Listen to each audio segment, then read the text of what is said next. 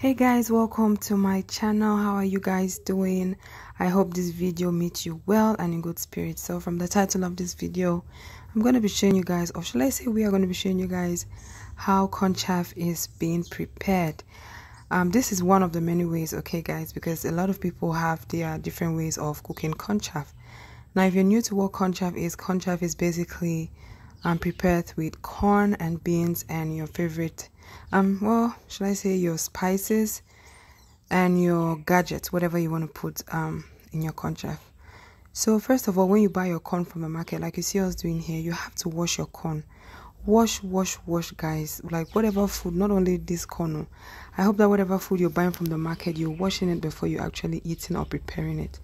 So you have to wash your corn like 3 or 4 times because this food carries sand. Okay, it's from the farm to the market, and then you buy it, and then you have to, of course, prep it really good before you cook it. So you have to wash your corn again like 3 or 4 times because it's going to really suck, okay? Especially if you have to give this to guests, and then just imagine someone eating your food and realizing and chewing sand, guys. Like, it's not going to be cute at all. So after washing your corn really good, you want to use a big pot, okay? A pot that is big enough to contain your corn and your beans together, and then you're going to fill that pot with water, guys. So you need a big pot because if you don't have a big pot, you have to keep opening your pot to put water, and that's going to slow the cooking process. And voila, we have the pot on our firewood about to get cooking. So for my ingredients, I'm going to be using crayfish, like you guys are seeing here. This is my green spice, and then I'm going to be using tomato. Some people don't use it, some people do. And then I have kanda, and I have dry fish, specifically strong kanda fish. And then I'm going to be using Maggi crevette, and then I have my kanwa, which I've put in water. So now it's time for me to clean my kanda, guys. I'm showing you guys. You see how dirty this kanda is? All they do is they just, I think they burn it. So you have to do the washing, wash, guys, because these things, again, they carry sand, and it's really aching, okay, when you're eating your food and you chew sand. Like, it's just no good. So right here, I'm showing you guys my bowl of water, which I'm going to be using. So I wash this kanda by opening the middle of the kanda and scraping out the black thing that you see in there, okay, which again is from burning it. So I'm going to scrape everything out, wash the back of the kanda, and then I'm going to rinse it in multiple bowls of water. I'm going to use water, change it, use water, change it. Again, the idea here is to clean our food and then remove sand. Okay, remove sand.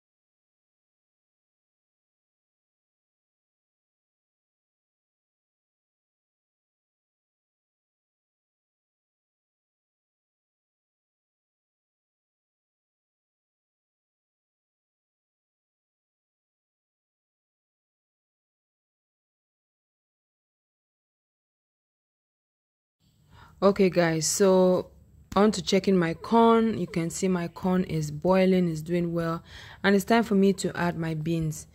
Now when you put your corn on the fire, you have to be checking it, guys. Don't just abandon it because it's going to soft or it's going to poto in local man's terms.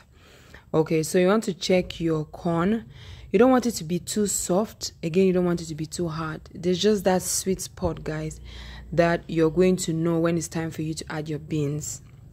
Okay, and then now I'm adding in my beans. Again, guys, I even think that my pot is small. So while we're cooking this, we even realized that we needed a bigger pot, but I mean, we already had this on the fire, so we had to make do with this. So now I'm adding my beans, and then I'm going to go ahead and stir it up, mix it really good, and then I'm going to add water and cover it and let it boil.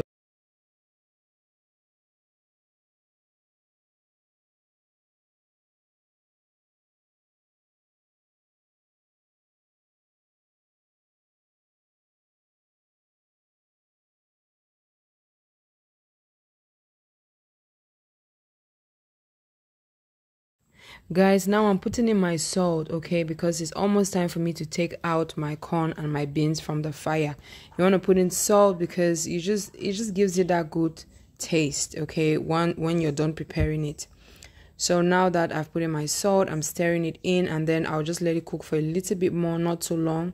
And then I'm going to head over to washing the corn and the beans, guys. So this process is another very, very, very necessary process because again, you're going to be chewing sand. Don't say I did not tell you. I did.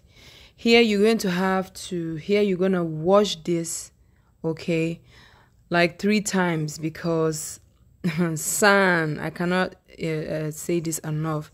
There's sand in this food that we buy. So washing it with enough water and draining it like you guys are going to see me doing here. So cornchaff is not one of those foods that you just hurriedly prepare because you're going to be eating trash. You're going to be eating sand, and you know how it feels like when you really enjoying your meal, right? Like you have this savory meal and then voila, you choose sand. Like, does it not suck? Because it sucks really bad. For me, I just feel like I don't want to eat that food again. So yes, you guys see me here washing it, straining it, putting it in another pot, and then I throw the water away. And I just basically do that for all the corn and the beans you see here. And then once I'm done, I still go again and do the same thing 3 times. I did this 3 times before I felt like it was okay for me to start preparing my food.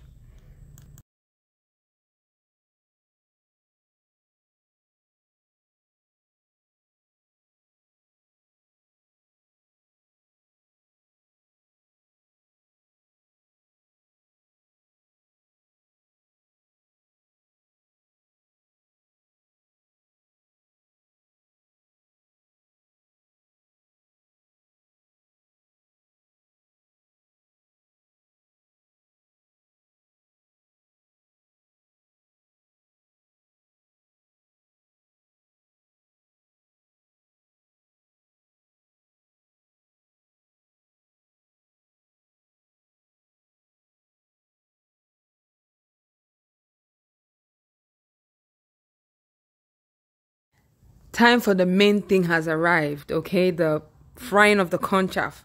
So I started this by putting in my palm oil. Some people cook this with groundnut oil, but you know, we do not have enough groundnut oil. And besides, I like palm oil. It just has a different flavor. It just adds a different flavor to your food.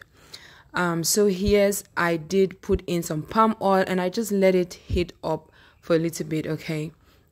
I did not put a lot of oil because I try to stay away from oil, a lot of oil when I'm cooking my food. And then once my palm oil was heated enough, I did go ahead and add my tomatoes.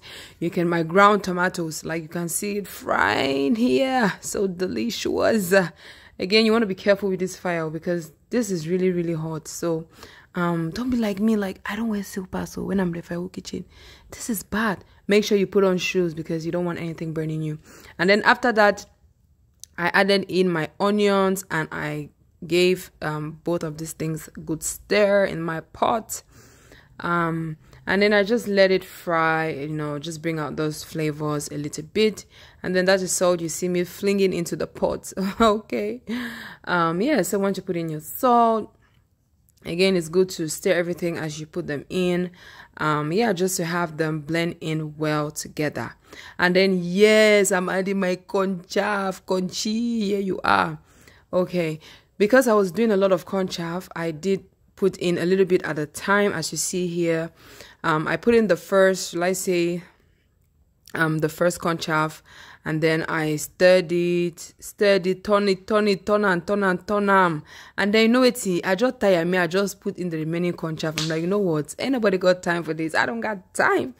And then I just put in my remaining Cornchaff, and then I turn am, stay, man, then begin hot. That's why I cough. Well, I know the cough inside chopper, don't get it twisted. I just turn my head so cough for the corner. But because of the charcoal, if you've ever cooked with charcoal, you know the fumes, like the flames that come with it.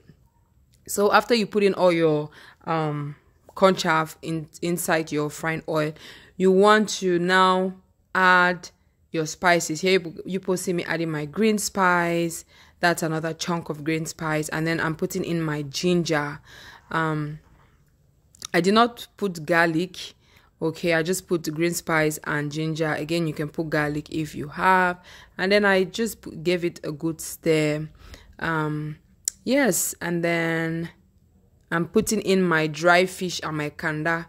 Okay, guys. So what I did was that I boiled my dry fish and my kanda in a separate pot, because this get ready really fast. So I just do that in a separate pot, and then I turn it into my Cornchaff when I feel like it's time for me to add it.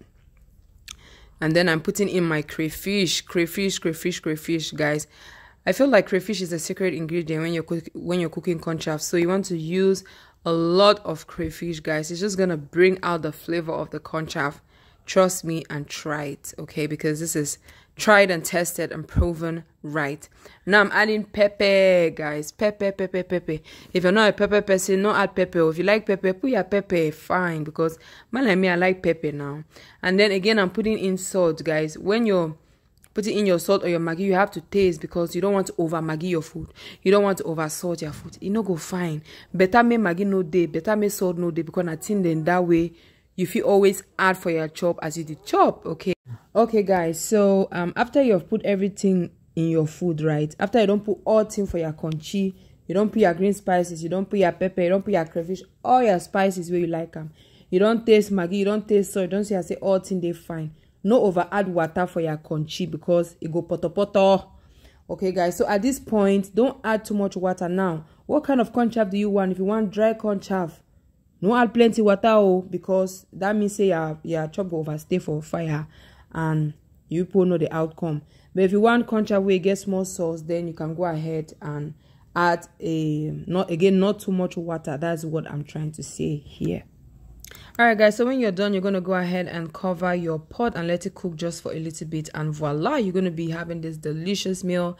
I hope that you did enjoy this video. If you did, make sure you give this video a thumbs up. Don't forget to like, comment, subscribe, all that good stuff. Enjoy this hot meal, and I will see you guys in my next video. Bye, take care.